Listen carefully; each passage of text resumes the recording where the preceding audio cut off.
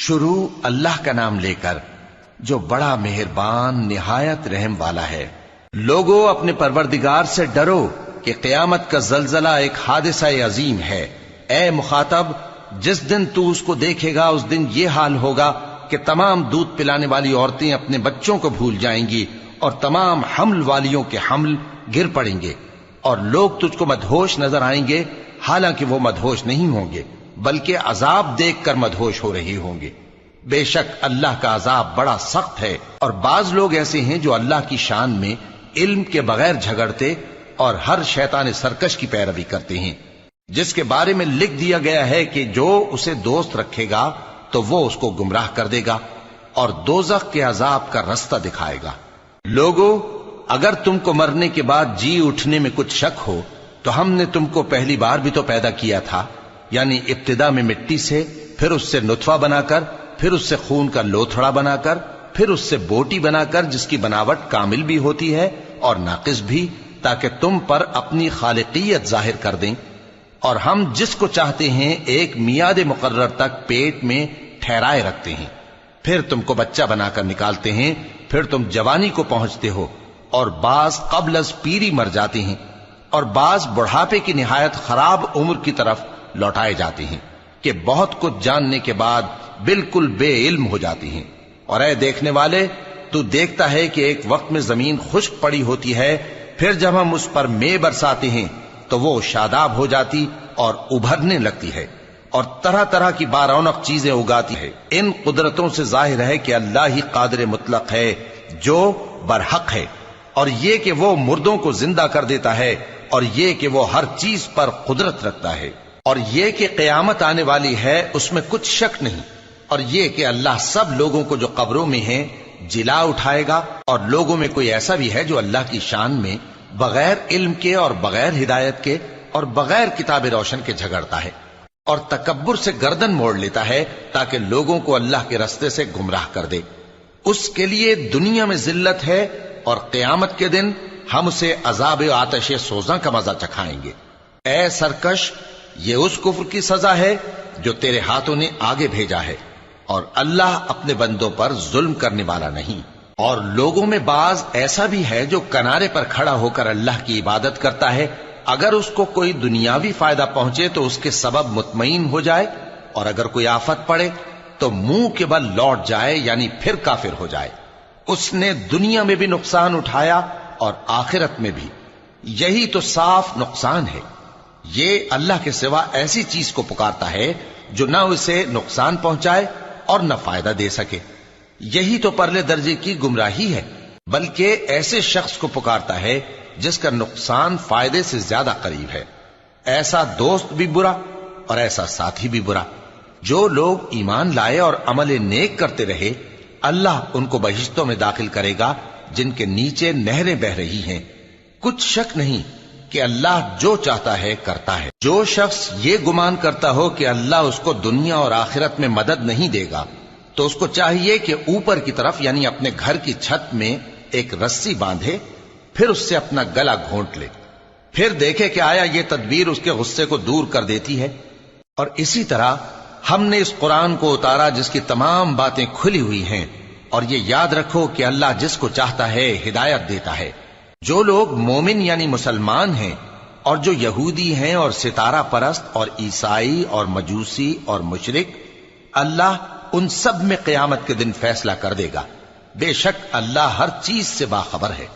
کیا تم نے نہیں دیکھا کہ جو مخلوق آسمانوں میں ہے اور جو زمین میں ہے، اور سورج اور چاند اور ستارے اور پہاڑ اور درخت اور چوپائے اور بہت سے انسان اللہ کو سجدہ کرتے ہیں، اور بہت سے ایسے ہیں جن پر عذاب ثابت ہو چکا ہے، اور جس شخص کو اللہ ذلیل کرے اس کو کوئی عزت دینے والا نہیں۔ بے شک اللہ جو چاہتا ہے کرتا ہے۔ یہ دو فریق ایک دوسرے کے دشمن اپنے پروردگار کے بارے میں جھگڑتے ہیں، تو جو کافر ہیں ان کے لیے آگ کے کپڑے قطع کیے جائیں گے اور ان کے سروں پر جلتا ہوا پانی ڈالا جائے گا، اس سے ان کے پیٹ کے اندر کی چیزیں اور کھالیں گل جائیں گی، اور ان کے مارنے کے لیے لوہے کے ہتھوڑے ہوں گے۔ جب وہ چاہیں گے کہ اس رنج و تکلیف کی وجہ سے دوزخ سے نکل جائیں تو پھر اسی میں لوٹا دیے جائیں گے، اور کہا جائے گا کہ جلنے کے عذاب کا مزہ چکھتے رہو۔ جو لوگ ایمان لائے اور عمل نیک کرتے رہے، اللہ ان کو بہشتوں میں داخل کرے گا جن کے تلے نہریں بہ رہی ہیں، وہاں ان کو سونے کے کنگن پہنائے جائیں گے اور موتی، اور وہاں ان کا لباس ریشمی ہوگا، اور ان کو اچھی بات کی طرف رہنمائی کی گئی اور خوبیوں والے مالک کی راہ بتائی گئی۔ جو لوگ کافر ہیں اور لوگوں کو اللہ کے رستے سے اور مسجد حرام سے، جسے ہم نے لوگوں کے لیے یکساں عبادت گاہ بنایا ہے، روکتے ہیں، خواہ وہ وہاں کے رہنے والے ہوں یا باہر سے آنے والے، اور جو اس میں شرارت سے کجروی و کفر کرنا چاہے تو اس کو ہم درد دینے والے عذاب کا مزہ چکھائیں گے۔ اور ایک وقت تھا جب ہم نے ابراہیم کو خانہ کعبہ کا مقام بتا دیا اور ارشاد فرمایا کہ میرے ساتھ کسی چیز کو شریک نہ کیجو، اور طواف کرنے والوں اور قیام کرنے والوں اور رکوع کرنے والوں اور سجدہ کرنے والوں کے لیے میرے گھر کو صاف رکھا کرنا، اور لوگوں میں حج کے لیے اعلان کر دو کہ تمہاری طرف پیدل اور دبلے دبلے اونٹوں پر جو دور دراز رستوں سے چلے آتے ہوں سوار ہو کر چلے آئیں، تاکہ اپنے فائدے کے کاموں کے لیے حاضر ہوں۔ اور قربانی کی ایام معلوم میں مویشی چوپایوں کے ذبح کے وقت جو اللہ نے ان کو دیے ہیں ان پر اللہ کا نام لیں۔ اب اس میں سے تم خود بھی کھاؤ اور خستہ حال ضرورت مند کو بھی کھلاؤ۔ پھر چاہیے کہ لوگ اپنا میل کچیل دور کریں اور منتیں پوری کریں اور اس قدیم گھر یعنی بیت اللہ کا طواف کریں، یہ ہمارا حکم ہے۔ اور جو شخص ادب کی چیزوں کی جو اللہ نے مقرر کی ہیں تعظیم کرے تو یہ اس کے پروردگار کے نزدیک اس کے حق میں بہتر ہے۔ اور تمہارے لیے مویشی حلال کر دیے گئے ہیں سوائے ان کے جو تمہیں پڑھ کر سنائے جاتے ہیں، تو بتوں کی پلیدی سے بچو اور جھوٹی بات سے پرہیز کرو، صرف ایک اللہ کے ہو کر اور اس کے ساتھ شریک نہ ٹھہرا کر۔ اور جو شخص کسی کو اللہ کے ساتھ شریک مقرر کرے تو وہ گویا ایسا ہے جیسے آسمان سے گر پڑے، پھر اس کو پرندے اچک لے جائیں یا ہوا کسی دور کی جگہ اڑا کر پھینک دے۔ یہ ہمارا حکم ہے۔ اور جو شخص ادب کی چیزوں کی جو اللہ نے مقرر کی ہیں تعظیم کرے تو یہ کام دلوں کی پرہیزگاری سے ہے۔ ان میں ایک وقت مقرر تک تمہارے لیے فائدے ہیں، پھر ان کو اس قدیم گھر یعنی بیت اللہ تک پہنچنا اور ذبح ہونا ہے۔ اور ہم نے ہر ایک امت کے لیے قربانی کا طریق مقرر کر دیا ہے تاکہ جو مویشی چوپائے اللہ نے ان کو دیے ہیں ان کے ذبح کرنے کے وقت ان پر اللہ کا نام لیں۔ سو تمہارا معبود ایک ہی ہے تو اسی کے فرما بردار ہو جاؤ اور عاجزی کرنے والوں کو خوشخبری سنا دو۔ یہ وہ لوگ ہیں کہ جب اللہ کا نام لیا جاتا ہے تو ان کے دل ڈر جاتے ہیں، اور جب ان پر مصیبت پڑتی ہے تو صبر کرتے ہیں اور نماز آداب سے پڑھتے ہیں، اور جو مال ہم نے ان کو عطا فرمایا ہے اس میں سے نیک کاموں میں خرچ کرتے ہیں۔ اور قربانی کے اونٹوں کو بھی ہم نے تمہارے لیے اللہ کے شعائر مقرر کیا ہے، ان میں تمہارے لیے فائدے ہیں، تو قربانی کرنے کے وقت قطار باندھ کر ان پر اللہ کا نام لو، پھر جب پہلو کے بل گر پڑے تو ان میں سے کھاؤ، اور قناعت سے بیٹھ رہنے والوں اور سوال کرنے والوں کو بھی کھلاؤ۔ اس طرح ہم نے ان کو تمہارے زیر فرمان کر دیا ہے تاکہ تم شکر کرو۔ اللہ تک نہ ان کا گوشت پہنچتا ہے اور نہ خون، بلکہ اس تک تمہاری پرہیزگاری پہنچتی ہے۔ اسی طرح اللہ نے ان کو تمہارے زیر فرمان کر دیا ہے تاکہ اس بات کے بدلے کہ اس نے تم کو ہدایت بخشی ہے اسے بزرگی سے یاد کرو۔ اور اے پیغمبر، نیکوکاروں کو خوشخبری سنا دو، اللہ تو مومنوں سے ان کے دشمنوں کو ہٹاتا رہتا ہے۔ بے شک اللہ کسی خیانت کرنے والے ناشکرے کو دوست نہیں رکھتا۔ جن مسلمانوں سے خواہ مخواہ لڑائی کی جاتی ہے ان کو اجازت ہے کہ وہ بھی لڑیں، کیونکہ ان پر ظلم ہو رہا ہے، اور اللہ ان کی مدد کرے گا، وہ یقیناً ان کی مدد پر قادر ہے۔ یہ وہ لوگ ہیں کہ اپنے گھروں سے ناحق نکال دیے گئے، انہوں نے کچھ قصور نہیں کیا، ہاں یہ کہتے ہیں کہ ہمارا پروردگار اللہ ہے۔ اور اگر اللہ لوگوں کو ایک دوسرے سے نہ ہٹاتا رہتا تو خانقاہیں اور گرجے اور یہودیوں کے عبادت خانے اور مسلمانوں کی مسجدیں جن میں اللہ کا کثرت سے ذکر کیا جاتا ہے گرائی جا چکی ہوتی۔ اور جو شخص اللہ کی مدد کرتا ہے اللہ اس کی ضرور مدد کرتا ہے، بے شک اللہ توانا ہے، غالب ہے۔ یہ وہ لوگ ہیں کہ اگر ہم ان کو ملک میں حکومت دے دیں تو نماز قائم کریں اور زکوٰۃ ادا کریں اور نیک کام کرنے کا حکم دیں، اور برے کاموں سے منع کریں، اور سب کاموں کا انجام اللہ ہی کے اختیار میں ہے۔ اور اگر یہ لوگ تم کو جھٹلاتے ہیں تو ان سے پہلے نوح کی قوم اور عاد اور سمود کی قومیں بھی اپنے پیغمبروں کو جھٹلا چکی ہیں، اور قوم ابراہیم اور قوم لوط بھی، اور مدین کے رہنے والے بھی، اور موسیٰ بھی تو جھٹلائے جا چکے ہیں۔ لیکن میں کافروں کو مہلت دیتا رہا، پھر میں نے ان کو پکڑ لیا، تو دیکھ لو کہ میرا عذاب کیسا سخت تھا۔ چنانچہ بہت سی بستیاں ہیں کہ ہم نے ان کو تباہ کر ڈالا کہ وہ نافرمان تھیں، سو وہ اپنی چھتوں کے بل گری پڑی ہیں، اور بہت سے کنویں بیکار اور بہت سے مضبوط محل ویران پڑے ہیں۔ سو کیا ان لوگوں نے ملک میں سیر نہیں کی تاکہ ان کے دل ایسے ہوتے کہ ان سے سمجھ سکتے، اور کان ایسے ہوتے کہ ان سے سن سکتے؟ بات یہ ہے کہ آنکھیں اندھی نہیں ہوتی، بلکہ دل جو سینوں میں ہیں وہ اندھے ہو جاتے ہیں۔ اور یہ لوگ تم سے عذاب کے لیے جلدی کر رہے ہیں، اور اللہ اپنے وعدے کے خلاف ہرگز نہیں کرے گا۔ اور بے شک تمہارے پروردگار کے نزدیک ایک روز تمہارے حساب کی روح سے 1000 برس کے برابر ہے۔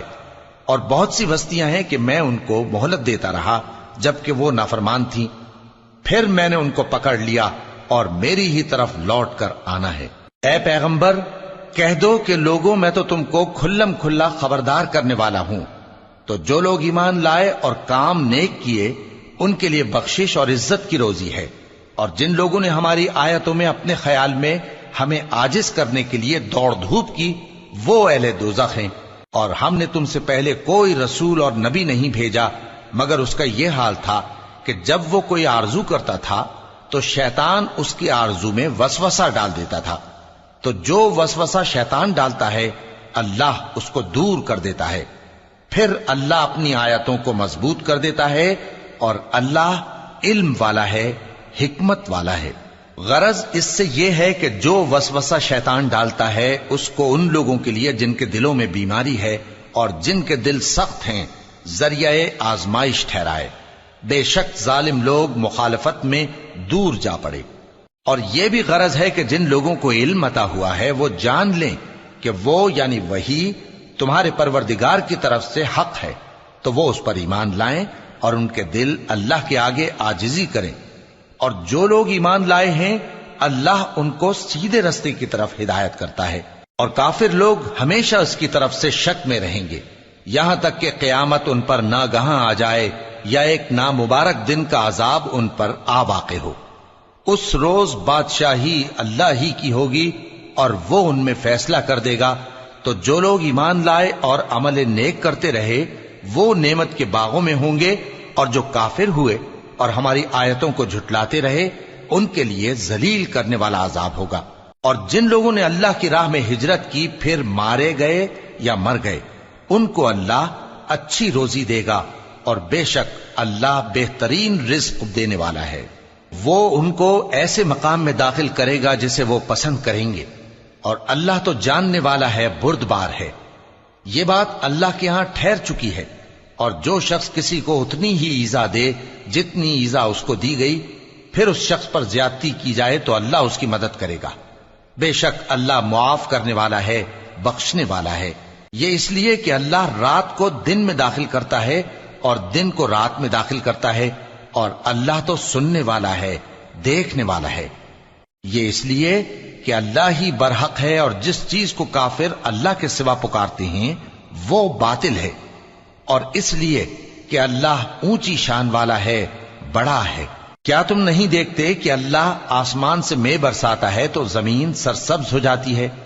بے شک اللہ مہربان ہے، خبردار ہے۔ جو کچھ آسمانوں میں ہے اور جو کچھ زمین میں ہے اسی کا ہے، اور بے شک اللہ بے نیاز ہے، قابل ستائش ہے۔ کیا تم نہیں دیکھتے کہ جتنی چیزیں زمین میں ہیں سب اللہ نے تمہارے زیر فرمان کر رکھی ہیں، اور کشتیاں بھی جو اسی کے حکم سے سمندر میں چلتی ہیں، اور وہ آسمان کو تھامے رہتا ہے کہ زمین پر نہ گر پڑے مگر اس کے حکم سے۔ بے شک اللہ لوگوں پر نہایت شفقت کرنے والا مہربان ہے۔ اور وہی تو ہے جس نے تم کو حیات بخشی، پھر تم کو مارتا ہے، پھر تمہیں زندہ بھی کرے گا، اور انسان تو بڑا ناشکرا ہے۔ ہم نے ہر ایک امت کے لیے بندگی کی ایک راہ مقرر کر دی ہے، کہ اسی طرح وہ بندگی کرتے ہیں، تو یہ لوگ تم سے اس معاملے میں جھگڑا نہ کریں، اور تم لوگوں کو اپنے پروردگار کی طرف بلاتے رہو، بے شک تم سیدھے رستے پر ہو۔ اور اگر یہ تم سے جھگڑا کریں تو کہہ دو کہ جو عمل تم کرتے ہو اللہ ان سے خوب واقف ہے۔ جن باتوں میں تم اختلاف کرتے ہو اللہ تم میں قیامت کے روز ان کا فیصلہ کر دے گا۔